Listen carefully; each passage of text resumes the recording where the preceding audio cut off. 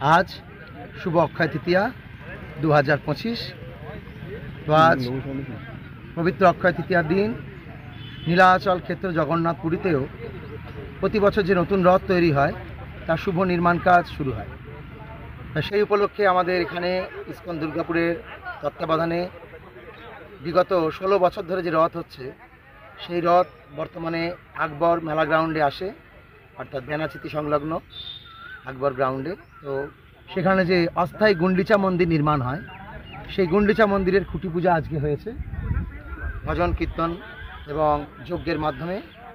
এবং আজকে মাননীয় মুখ্যমন্ত্রী শ্রীমতী মমতা বন্দ্যোপাধ্যায় তিনিও দীঘাতে শ্রী জগন্নাথ দেবের সেবায় ব্রতী হয়েছেন। আমরা ইস্কনের তরফ থেকে ওনাকে ভুরি ভুরি সাধুবাদ নিবেদন করি। ইস্কনের অনেক ভক্তরা সেখানে গিয়েছেন যজ্ঞ সম্পাদন করার জন্য। তো আপনারা সকলে মমতা ব্যানার্জিকে কৃপা আশীর্বাদ করবেন, উনি যেন শ্রী জগন্নাথ দেবের সেবা এইভাবে ব্রতী হয়ে জীবনযাপন করতে পারেন।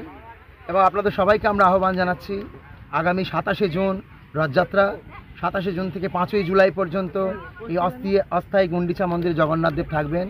ভোর 4:30 থেকে রাত্রি 11:30 পর্যন্ত ভোগ রাগ আরতি ভাগবত পাঠ, বিভিন্ন জায়গা থেকে সাধু মহাত্মাদের আসা যাওয়া সব কিছু মিলিয়ে অভিন্ন নীলাচল ক্ষেত্র এই দুর্গাপুর হয়ে উঠবে।